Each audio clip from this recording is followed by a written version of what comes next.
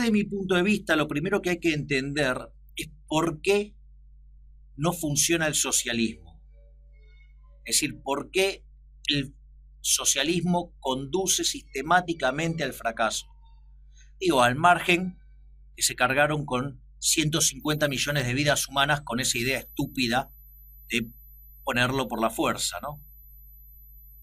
Entonces, me parece que lo primero que uno tiene que comprender es cómo funciona el sistema de precios. Básicamente, el sistema de precios tiene que ver con un par de instituciones que son los intercambios voluntarios, a ver si me entienden, intercambios voluntarios. Es decir, nadie hace transacciones si espera estar peor después de la transacción. ¿Ok? Digamos, todos lo hacen esperando ganar algo.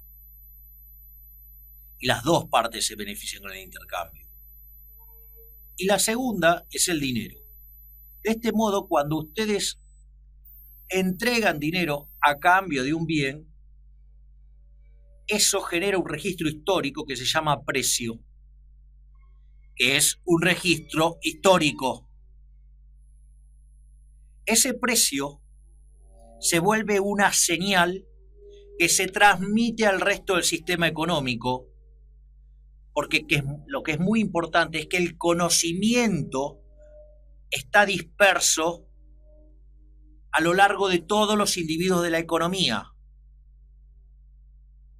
Pero lo fabuloso de la magia del sistema de precios es que hace que nos coordinemos en torno de esa señal, donde cada uno decidirá si quiere comprar o vender o no hacer nada respecto a un determinado bien, a un determinado precio. ¿Esto qué quiere decir? Que los agentes entonces empiezan a colaborar en el proceso de mercado en función de la señal del precio. Y en la medida que la demanda supere la oferta, el precio tenderá a subir, mientras que cuando la oferta exceda la demanda, el precio tenderá a caer. Y eso logra que todo ese conocimiento disperso sea utilizado por los agentes en favor de toda la economía. La idea de la mano invisible de Adam Smith, cada uno guiado por sus propios deseos, contribuye al bienestar general. Es decir, la población se coordina para hacer trabajar el sistema de información y que toda esa información que está dispersa actúe como una unidad. Y esa es la magia del sistema de precios. Una vez que uno entiende cómo funciona la lógica del mercado, entonces uno debería preguntarse por qué aparece la intervención del Estado. Donde la intervención del Estado siempre, por definición, es violenta.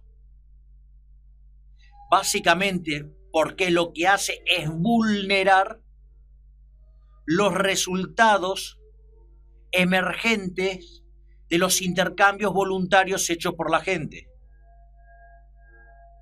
Por eso siempre la intervención del Estado es violenta, siempre genera daños. Básicamente, los tipos de intervención que ejecuta el Estado son de tres tipos. El primer tipo de violencia que genera es lo que se llama la violencia autística. La violencia autística es, por ejemplo, la que aplicaron durante la Revolución Rusa, donde básicamente la gente tenía que entregar sus propiedades o los mataban. Es decir, el Estado toma algo a cambio de nada. En este caso, digamos, tomaban vidas humanas. Aquellos que no se sometían al régimen, aquellos que no se sometían a esa idea de que la sociedad está por encima del individuo, eran aniquilados. Por eso, el comunismo nunca se estableció por mano buena. Siempre fue de modo violento y por eso se cargaron 150 millones de seres humanos.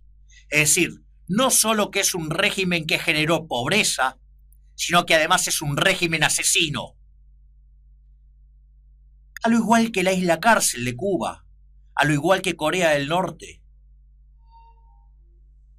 El segundo tipo de violencia que aplica el Estado, lo que se llama la violencia binaria. Es el caso, por ejemplo, de los impuestos. Es decir, hay una coacción. Es decir, si usted no paga los impuestos, viene el Estado y le pega un garrotazo en la cabeza. Es decir, básicamente lo mete preso. Y esto es así, ¿eh? Miren ustedes, Al Capone era supuestamente un traficante, eso tiene que ver con la letra escrita de la ley. Era un asesino, era un gángster, era un montón de cosas. Ahora terminó yendo preso por evadir impuestos.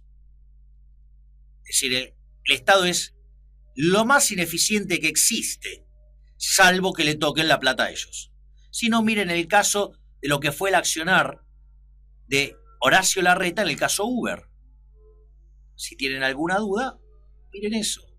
Por eso hay un artículo mío que lleva el nombre de Uber, la gente Uber y la violencia del Estado.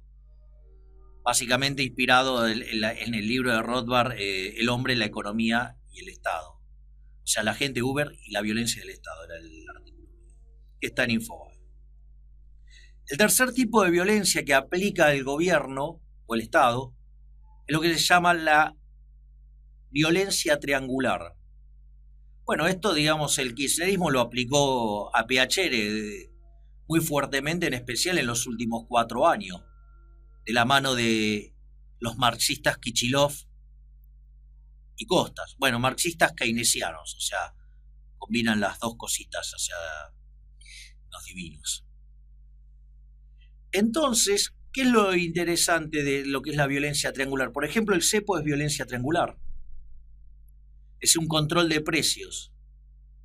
Y eso genera daños directos y daños indirectos. Es decir, aquellos que querían comprar y vender dólares eran afectados negativamente por la restricción del gobierno en que uno se podía comprar o vender dólares libremente.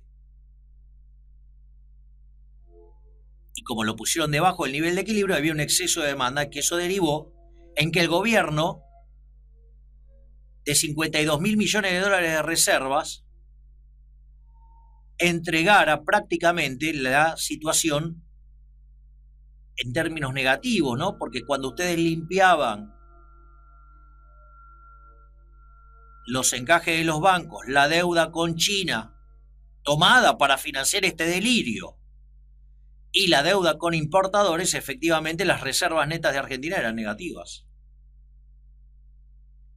O sea, que además generaron esa situación, generaron el problema del sobrante de dinero, y ese exceso de demanda que se traducía en el mercado cambiario traía como consecuencias en el resto de los mercados un exceso de oferta, que implicaba caída del PBI per cápita en el mercado de bienes, que implicaba caída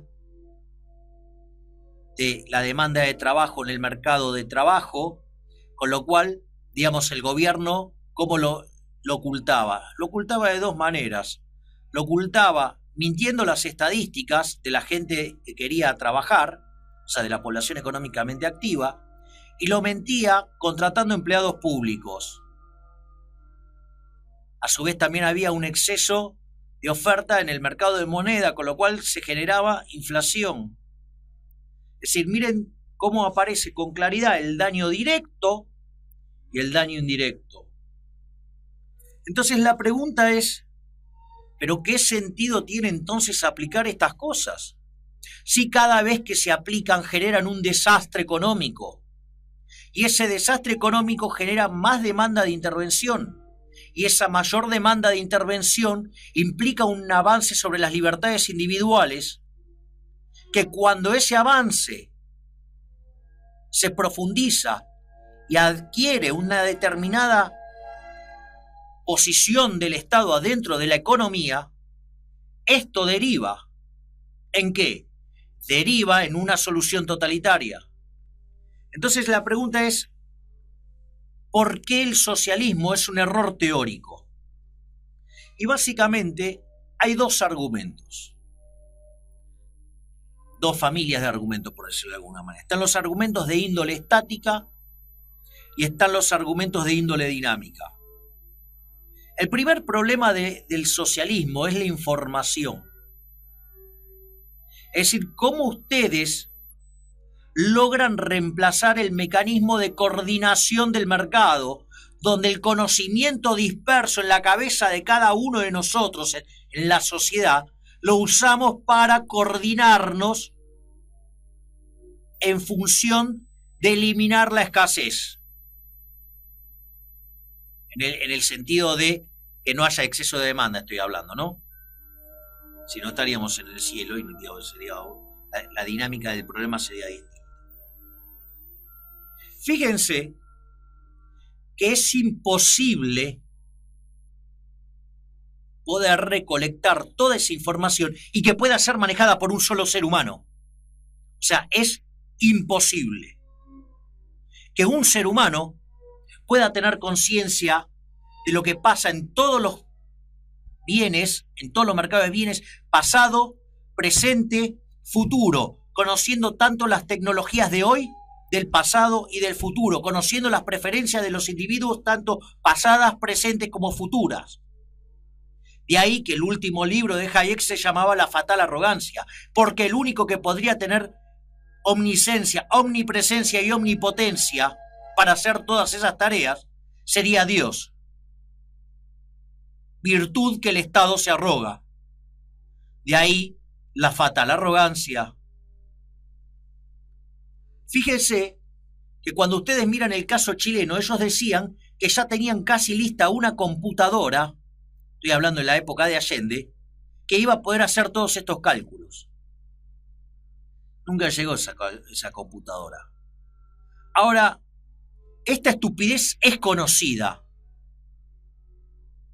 Parece que a Kichilov esta se le pasó por alto, porque en algún momento Kichilov dijo que en realidad la Unión Soviética se había caído porque no tenían el Excel. Es decir, un ignorante, un fatalmente arrogante, un soberbio. Como todo socialista, que tiene tres características: profunda ignorancia del sistema económico. Segundo, odio, resentimiento, envidia, con eso de la justicia social, la redistribución del ingreso. Y por último, soberbia, arrogancia, creer que es Dios como para poder modificar esto. Ahora supongamos que existiera el mecanismo por el cual esta información no solo pudiera ser revelada, sino que además pudiera ser computada por un solo ser humano. ¿Cuál es el problema? El problema que es el segundo problema estático, es que mucha de esa información tiene que ver con el know-how. Por decirlo de alguna manera, yo necesito que el señor Michael Jordan me pase una descripción de cómo él hace para volcar la pelota de básquet. Entonces Michael Jordan puede agarrar, darle toda esa especificación. Si algunos de los que están del otro lado pueden replicar eso, que me llame. Que me llame porque quiero ver ese milagro. Con lo cual, evidentemente, parte de la información que es sumamente importante para el desarrollo del sistema económico, no hay forma de trasladarla. Es decir, el know-how no puede ser transmitido. Es decir, cómo la volcaba Shaquille O'Neal. Ahora cuando hablemos con mi amigo y hermano, colega Giacomini, vamos a ver, Yo le voy a pasar la lista de cómo hacía Shaquille O'Neal para volcarla. A ver si lo puede hacer. Vamos entonces ahora a los argumentos de índole dinámica. En primer lugar, lo que hay que entender es que el mercado es un proceso dinámico, donde ustedes, en la medida que salen al mercado, se va generando la información. Esto, digamos, tiene que ver, por ejemplo, con la estupidez esta de John Stuart Mill, que la producción era independiente de la distribución. No, error. El mismo proceso por el cual se produce es lo que genera también la distribución. Ustedes generan un producto y salen al mercado con eso. Y si la gente no lo quiere, vale cero. Y si vale cero, ustedes no pueden pagar nada por los insumos y esos insumos perciben cero. Y cada factor entonces viene retribuido por lo que se llama el valor del producto marginal, que se compone del precio, donde entran las preferencias, ¿sí?, y la escasez. Y por otro lado, entra la productividad. Y la conjunción de esos elementos determina la retribución del factor. Pero como las preferencias no son constantes en el tiempo, como el entorno no es constante todo el tiempo, ese set de información va cambiando y el empresario se tiene que ir adaptando. Es decir, yo hoy salgo con un producto y las preferencias cambiaron y quebré. Entonces eso lo que va a hacer es que los precios cambien y eso va a empezar a mandar señales, los agentes se coordinarán, ¿sí?, y se tomarán lugar los ajustes. Porque por eso es tan importante el beneficio como un mecanismo de llevar los recursos al lugar donde hacen falta. Entonces, ¿qué es lo que pasa? Cuando se da esta situación, toda la información que recibe el órgano de planificación central siempre es información vieja. No es la información que se genera en el proceso de mercado de modo dinámico y que permite que el sistema funcione. Por eso siempre el socialismo es torpe, por eso siempre llega tarde, por eso siempre hace todo mal. Y cuando el órgano de control se da cuenta de esto, llega a lo que se llama la paradoja de la intervención. ¿Por qué? Porque si interviene, daña el funcionamiento del sistema económico. Y si no interviene, no tiene razón de ser su existencia. De ahí que había una frase muy, muy buena y muy profunda de Milton Friedman respecto a esto, ¿sí?, que básicamente lo que señalaba era que lo que decía Friedman, esto era respecto a los controles de precios. Él decía, la verdad es que lo único que sirven es para mostrar que se está haciendo algo. Y dice, y en general, digamos, cuando ustedes ponen un control, la presión del sistema se va por otro lado, ¿sí? Porque, digamos, siempre los políticos intentaron amputar la señal del sistema, que es la inflación, que tenía que ver cuando se bandeaban de mambo con el déficit fiscal y lo financiaban con emisión monetaria. Entonces, lo que decía Friedman es, mirá, la inflación es siempre y en todo lugar un fenómeno monetario y lo que la genera es esos papelitos que emite el sector público desde el Banco Central. Y que cuando entonces es lo que se llama la inflación controlada y la inflación libre. Y la inflación controlada es cuando se aplican estos controles salvajes. Y la inflación libre es cuando la inflación es la que es en el proceso de mercado. Y una de las cosas que señalaba Friedman es que siempre es mejor la inflación libre que la controlada, porque la libre, los agentes van a aprender y se van a adaptar. La gente no se suicida. O sea, si hay suicidas, digo, es una minoría. Entonces, ¿cuál es el punto interesante? Es que cuando ustedes ponen los controles de precios, lo que mejor uno podría hacer por la sociedad es evadirlos. Es decir, aquella conducta que va en contra de la regulación del Estado es lo que le haría bien a la sociedad. Entonces, el incentivo de los individuos es salirse de la ley. Y cuando se salen de la ley, el incentivo del aparato represivo del Estado es castigar. Y cuando pasa esto, cada vez el aparato represivo del Estado avanza más. y termina vulnerando las libertades individuales. En definitiva, el socialismo conduce a un caos en lo económico. Y ese desastre en lo económico deriva en intervenciones cada vez más violentas por parte del plano político, que a la postre termina fulminando las libertades individuales. De hecho, el caso de Venezuela es emblemático. Quisieron Estado presente y tuvieron Estado presente, con todos los daños directos e indirectos. ¿Sí? Querían ganar derechos y los ganaron. ¿Sí? Querían redistribuir ingresos y lo hicieron. Generaron un desastre económico. Y eso llevó a cada vez más intervención. Y eso derivó en un golpe de Estado. Eso es todo, amigos.